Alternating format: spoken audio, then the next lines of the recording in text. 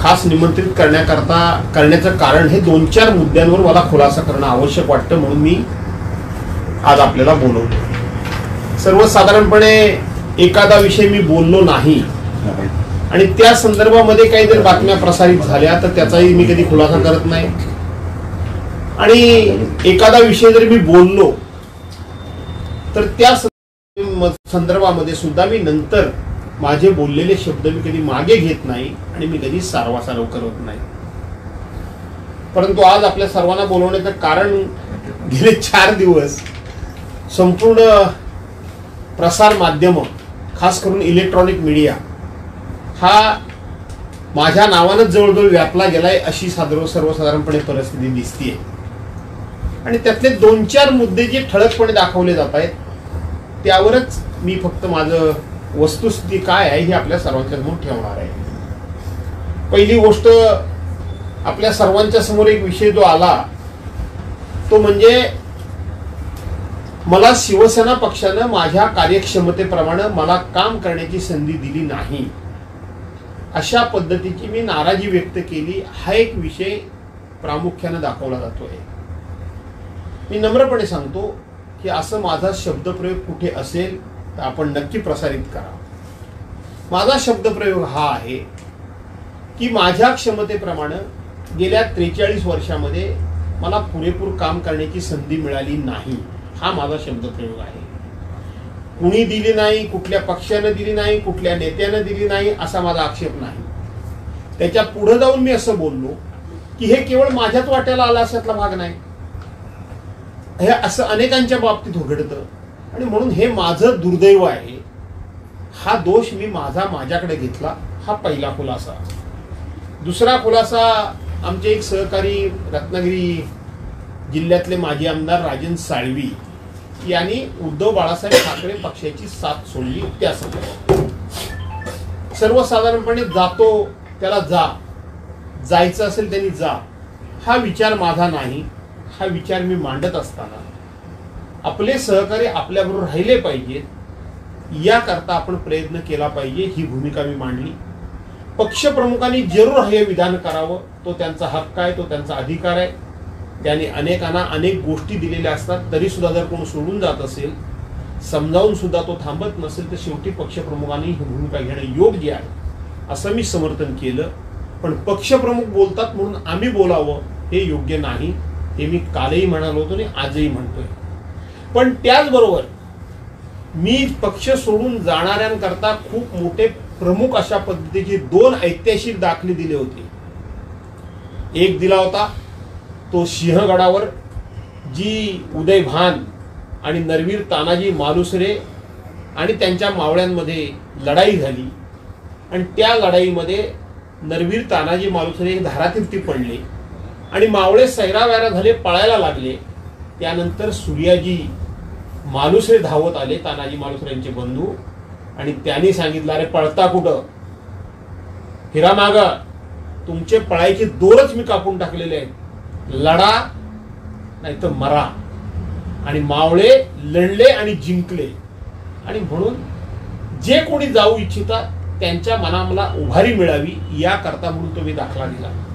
आणि त्याचबरोबर संभाव्य गेलेल्यांचं संभाव्य काय अडचणी निर्माण होतील हे मी सांगितलं, आणि त्याच्याकरता दुसरं ऐतिहासिक मी उदाहरण दिलं, ते विजापूरच्या किल्ल्याचं उदाहरण दिलं की विजापूरच्या किल्ल्याच्या भोवती जो खंदक खणलेला आहे त्याच्यामध्ये जे पाणी होतं ते ज्या वेळेला शत्रूचे सैनिक त्या विजापूर किल्ल्यावर चढाई करायला यायचे ते शेवटी त्या खंदकात पडूनच मरायचे।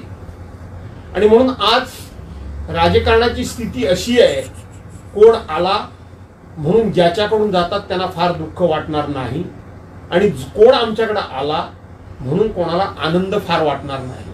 याचं कारण महाराष्ट्रातली सध्याची राजकीय परिस्थिती ही आहे की कोणालाही कोणाची राजकीय गरज आता फार राहिलेली नाही, आणि म्हणून जिथे आहात तिथेच थांबा।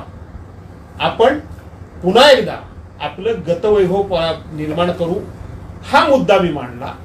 हे मुद्दे नजरेआड झालेले आहेत, म्हणजे पहिला मुद्दा सुद्धा नजरेआड झालेला आहे, दुसरा मुद्दा देखील नजरेआड झालेला आहे। तिसरा मुद्दा माझ्या दृष्टीने मी अत्यंत महत्वाचा मांडला.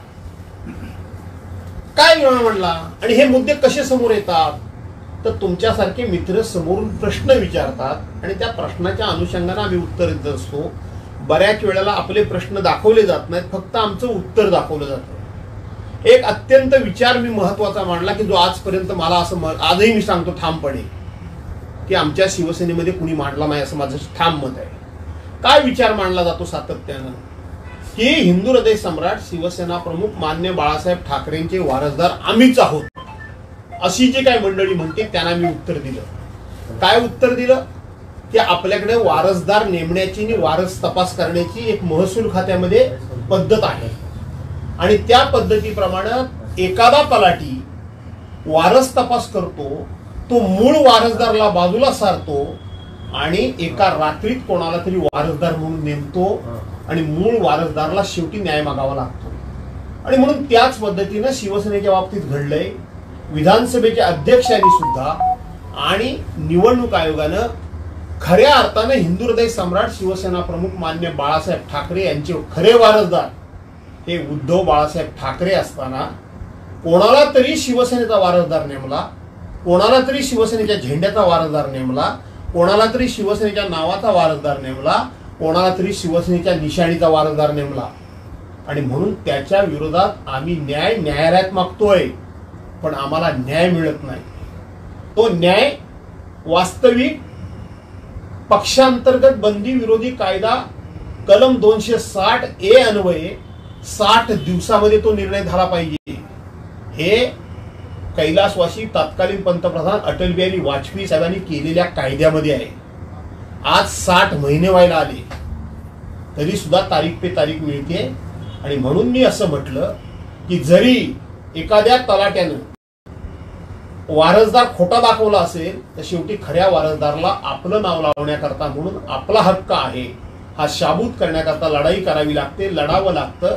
कायदेशीर मार्गाने त्या ठिकाणी तो न्याय मिळवावा लागतो. आम्ही तो न्याय मिळवू.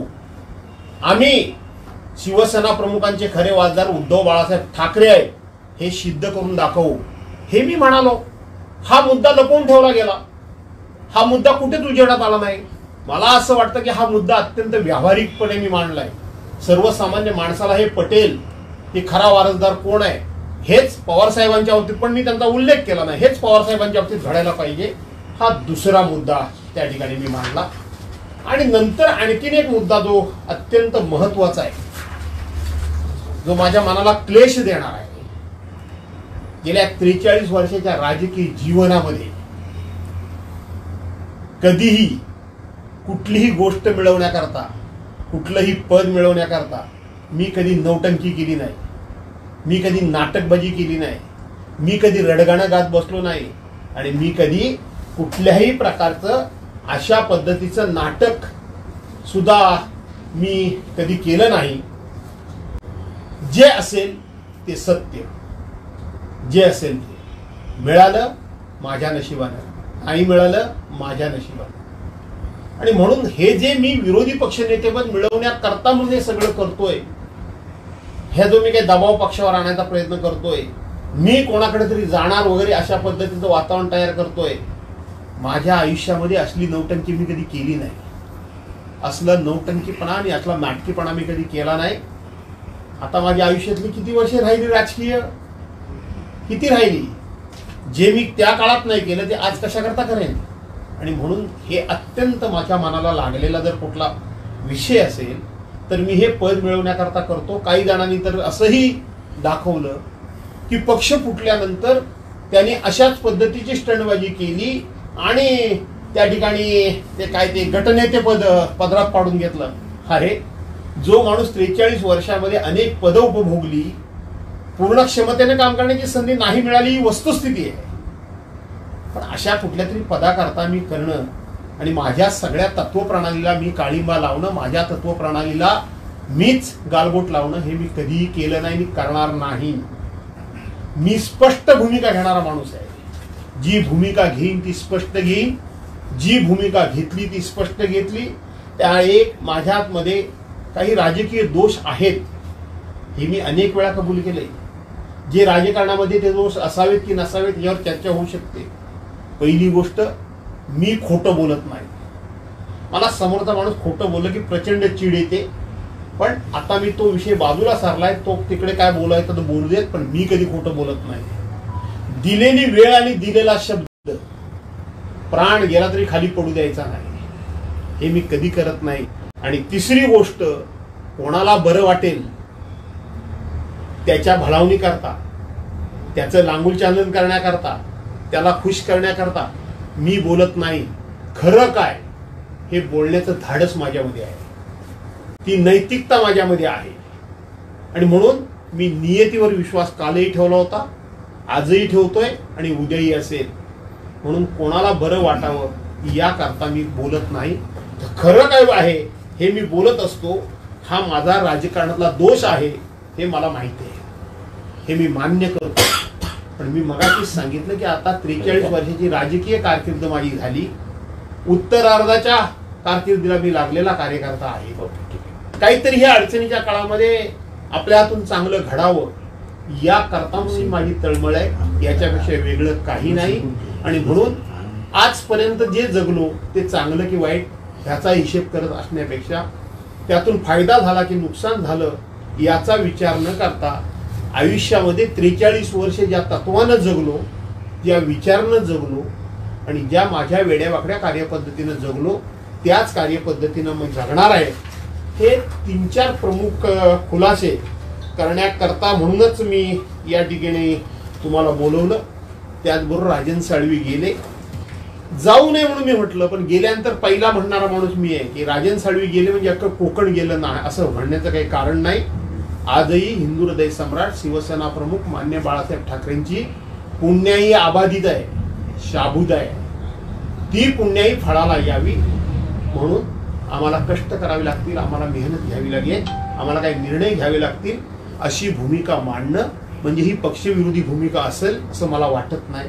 एवढाच मला खुलासा करायचा होता. आणि म्हणून जे मी बोललो नाही किंवा जे बोललो ते बाजूला ठेवलं गेलं आणि जे मी बोललो नाही त्याचा अन्वयार्थ काढला. मी सांगतो तेच की जसं मी सांगितलं की मला पक्षानं संधी दिली नाही असं नाही, तर ते माझं दुर्दैव आहे असं मी म्हणालो. दुर्दैव आहे, पक्षानं संधी दिली नाही असा माझा शब्द प्रयोग जर असेल तर तो प्रसिद्ध करा. मी माझा शब्द मागे घेईन, पण मला माहित आहे मी खोटं बोलत नाही. त्यामुळे मी जे बोललो ते बोललो आणि नाही ते नाही. सर, कोकणामध्ये ज्या पद्धतीने आता पक्षप्रवेश होत आहे तर राजन आता आपण एवढ्या परिषद आता पत्रकार परिषद आहे. आज प्रश्न माझे ह्या संदर्भात काय असतील तर बाकी नवीन प्रश्न आज काय आपण घेऊया नको, याकरता आपण मला सहकार्य करावं.